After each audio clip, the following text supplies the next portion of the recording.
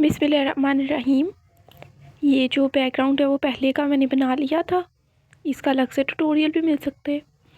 तो आज हम सूरह रहमान की आया नंबर 34 लिख रहे हैं। ये जो स्क्रीन पर शो भी हो रही है, इसको हम लिखना स्टार्ट करते हैं। जो हमारा फ़ॉन्ट है वो डिफरेंट है जो पिक्चर हमें शो हुई है उससे, तो इसलिए मैंने पहले से ये लाइंस लगा ली थी। ये जो कलर है ये लाइट येलो बेज कलर है, जो कि मैंने येलो कलर के अंदर वाइट कलर को मिक्स करके बनाए है। अब हम सुलेस राइटिंग में लिख रहे हैं इसको, तो उसके लिए सबसे पहले हमने जो हमारे पास कलर्स हैं उनका अच्छे से एक दूसरे के साथ कंपैरिजन कर लेने कि अगर हमारे बैकग्राउंड में ऑरेंज और डार्क कलर्स हैं तो उसके ऊपर येलो कलर बहुत अच्छा लगता है, लाइट येलो कलर। और अगर हमारे बैकग्राउंड में डार्क कलर होते हैं तो उसके साथ वाइट ज़्यादा अच्छा लगता। ये जो ब्रश है, किसी भी ब्रश सेट के अंदर जो सबसे स्मॉल साइज़ का हमारे पास ब्रश होता है ना, फ्लैट ब्रश, ये वो वाला ब्रश है और ये बहुत ही अच्छा है, मतलब काम करते हैं। और आपने एक चीज़ को हमेशा उसका ध्यान रखना है कि आपने जो पूरा ब्रश है वो डिप नहीं कर लेना। आपने जब एक कलर को दूसरे कलर के साथ मिक्स करने, तो आप कोशिश करें किसी और ब्रश के साथ मिक्स करें और जो राइटिंग के लिए ब्रश यूज़ कर रहे हैं वो डिफरेंट हो, क्योंकि जब हम उसी के साथ मिक्स करते हैं तो उसकी जो शेप है ना वो डिफरेंट हो जाती है, फिर हमें लिखने में प्रॉब्लम होती है। तो इसलिए मिक्स किसी और के साथ कर लें या फिर दोबारा से उसको एक दफ़ा साफ़ करके फिर उसके साथ लिखना शुरू करें।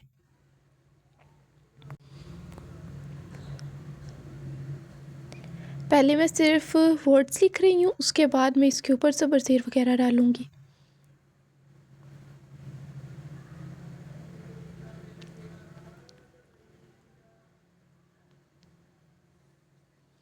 क्योंकि हम ये वाला जो वीडियो बना रहे हैं वो धूप में है ना, तो इसकी वजह से कुछ एरिया पे धूप पड़ रही है और कुछ पे नहीं।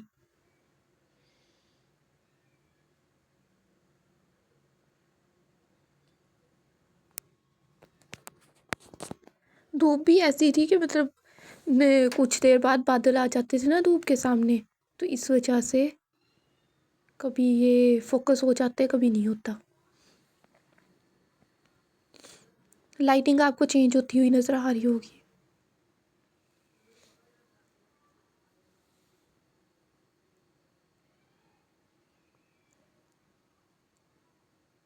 ये जो रेफरेंस है ना, इस जो पेंटिंग का रेफरेंस है वो हमने डिफरेंट पेंटिंग्स को एक साथ मर्ज किए।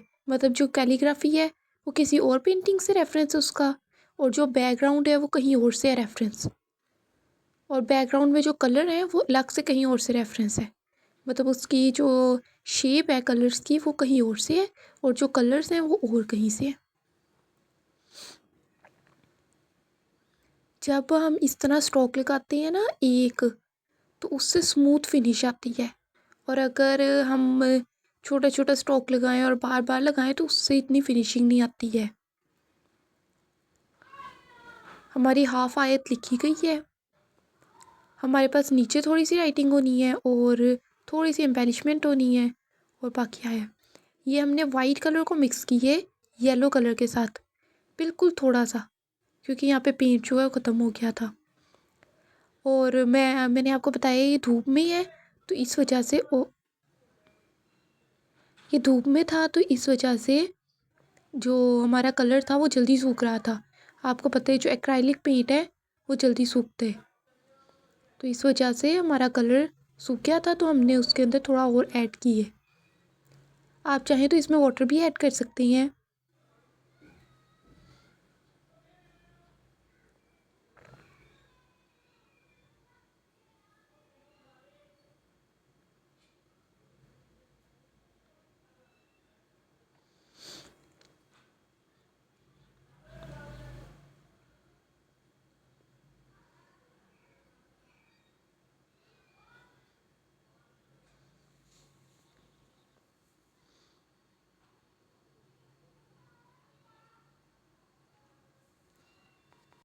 राइटिंग करते वक्त ना एक चीज़ का ख्याल रखना होता है, हमने जो हमारा पेज है उसको हमने 3 हिस्सों में डिवाइड कर लेने। एक ऊपर वाला, सेकंड वाला और थर्ड वाला। अब जो हमारी मेन आयत है वो कहाँ पर लिखी जाएगी? वो हमारी लिखी जाएगी सेकंड वाले हिस्से में। अगर सिर्फ आयत है हमारी, जैसे इस पेंटिंग के अंदर हमारी सिर्फ आयत है, इसके साथ मज़ीद नहीं है, जैसे अगर आपने कोई सूरत लिखनी हो तो उसमें से एक आयत को आप बढ़ा करके लिखते हो और बाकी जो आयत होती हैं उनको साथ छोटा एक स्पेस में लिखते हो, तो उसके लिए डिफरेंट मेथड होगा। जो इस तरह सिर्फ एक आयत है उसके लिए पेज को 3 पार्ट्स में डिवाइड करेंगे और जो सेंट्रल मोस्ट पार्ट होगा उसके अंदर हम लोग अपनी आयत को लिखेंगे। इसी तरह राइट साइड से भी हम स्पेस छोड़ेंगे और लेफ़्ट साइड से भी, वो भी सेम स्पेस छोड़ेंगे। अगर आप बिगिनर हैं तो आप पहले पेंसिल के साथ उस स्पेस को मार्क कर लेंगे। यहाँ पे मैंने इसको मार्क नहीं किया, लेकिन अगर आप बिगिनर हैं तो आप पहले अपनी आयत को किसी लेड पेंसिल या चॉक के साथ एक दफ़ा लिखेंगे, जैसे कि हमने पिछली पेंटिंग में किया था, और फिर हम उसके ऊपर ट्रेस करेंगे जो ब्रश है उसके साथ। क्योंकि हमें ये अंदाज़ा लगाना जो नया इस काम में है उसके लिए मुश्किल है कि दोनों तरफ से सेम अमाउंट ऑफ स्पेस छोड़ी जा सके, ताकि जो हमारी पेंटिंग है वो एंड पर बैलेंस लगे। और बैकग्राउंड बनाते वक्त भी इस चीज़ का ख्याल रखना होता है कि जो बैकग्राउंड है वो बैलेंस्ड लगे। अगर एक तरफ हमने कोई डार्क कलर यूज़ किया है तो उसके कंपैरिजन में साथ लाइट कलर भी होना चाहिए, तो ये भी ज़रूरी होता है। मैंने आपको कलर थ्योरी भी समझाई थी एक वीडियो के अंदर, उसको मैं डिस्क्रिप्शन में मेंशन कर दूँगी अगर कोई वो भी देखना चाहे, कि बैकग्राउंड बनाते वक्त कौन से कलर्स यूज़ करते हैं और उसके ऊपर लिखते वक्त कौन कौन से कलर चूज़ करने होते हैं, ताकि हमारी पेंटिंग जो आयत है वो उठकर सामने आए और पढ़ी जा सके। अब इसके ऊपर ज़बर ज़ेर वगैरह डालेंगे ताकि आयत का मीनिंग जो है वो बन सके।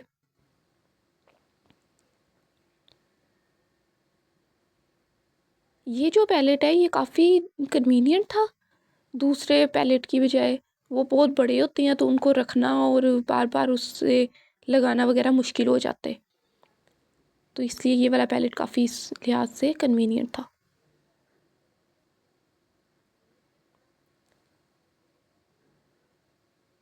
हमेशा जब आप आयत लिख रहे होते हैं तो आपने रेफरेंस अपना सामने रखने, क्योंकि आयत के अंदर कोई भी मिस्टेक नहीं होनी चाहिए।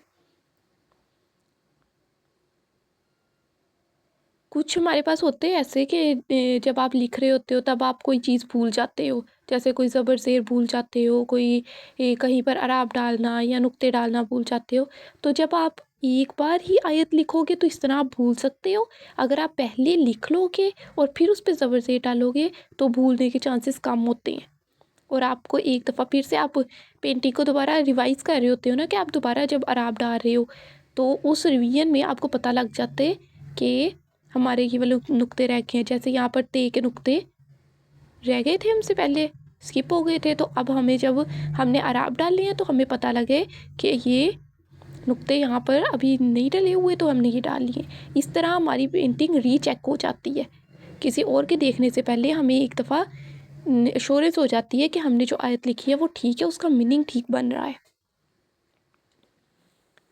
आपने गौर किया होगा ये पूरी पेंटिंग मैंने एक ही ब्रश से बनाई है, क्योंकि ये वाला ब्रश बहुत ज़्यादा जेंटल है और बहुत ज़्यादा अच्छा है। ये अगर इसको थोड़ा सा दबा के लिखो तो ये ज़्यादा विड्थ की स्ट्रोक देते हैं, और अगर कम दबा के लिखो तो ये कम विड्थ के स्ट्रोक भी देते हैं। इसलिए आप देख रहे होंगे ज़बर ज़ेर वगैरह कम विड्थ की हैं और जो बाकी लिखा हुआ है वो ज़्यादा विड्थ का है, लेकिन ये हुआ सेम ही ब्रश के साथ है। अब हमारी आयत कंप्लीट हो चुकी है। अब हम इसके साथ नीचे मेंशन करेंगे ये किस सूरत से है। यहाँ पे ना कैमरा थोड़ा सा हिल गया था। यहाँ पे हमने उसी जो क्रीम कलर है, बेसिकली वो क्रीम कलर बन रहा था, उस क्रीम कलर के अंदर हमने थोड़ा सा ब्राउन कलर ऐड किए ताकि वो ज़्यादा डार्क ब्राउन ना हो। तो यहाँ पर हम सेम ब्रश यूज़ कर रहे हैं, क्योंकि इस पेज का साइज़ इतना बड़ा नहीं है कि इसके ऊपर ज़्यादा विड्थ का ब्रश यूज़ किया जाए।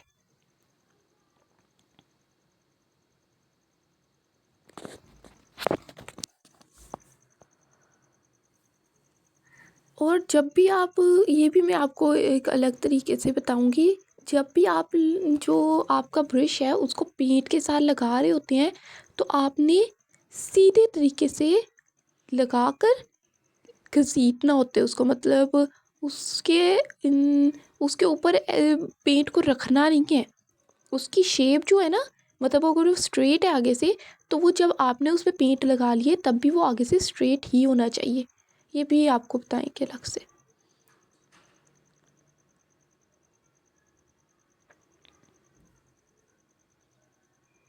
ये वाला जो, जैसे मैंने आपको पहले बताया था, ये वाली पेंटिंग बहुत सारे रेफरेंस से मिलकर बनी है। तो इसके अंदर ये जो आर रहमान लिखा गया है ये भी एक डिफरेंट पेंटिंग से रेफरेंस है। तो इन सब को मिलाकर, मतलब डिफरेंट मास्टर पीसीस को मिलाकर आप एक अच्छी सी पेंटिंग तैयार कर सकते हैं।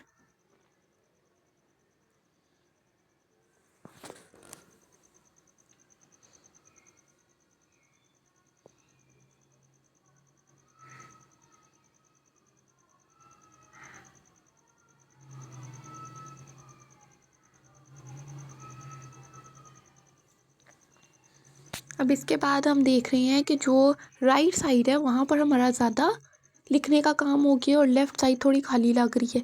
तो इसलिए हम थोड़ा सारा लेफ़्ट साइड पर भी लिखेंगे, क्योंकि इस आयत के अंदर 2 काफ आते हैं, तो हम वो 2 काफ नीचे मेंशन करेंगे।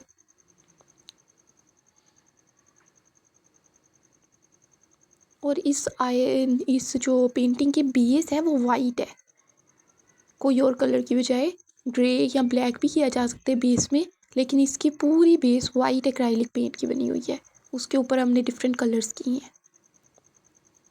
तो अगर आपको ये वीडियो अच्छी लगी हो तो आपने लाइक करने, शेयर करने और कमेंट करने, और चैनल को सब्सक्राइब कर लेने ताकि आपको अगली वीडियोस का भी पता लगता रहे।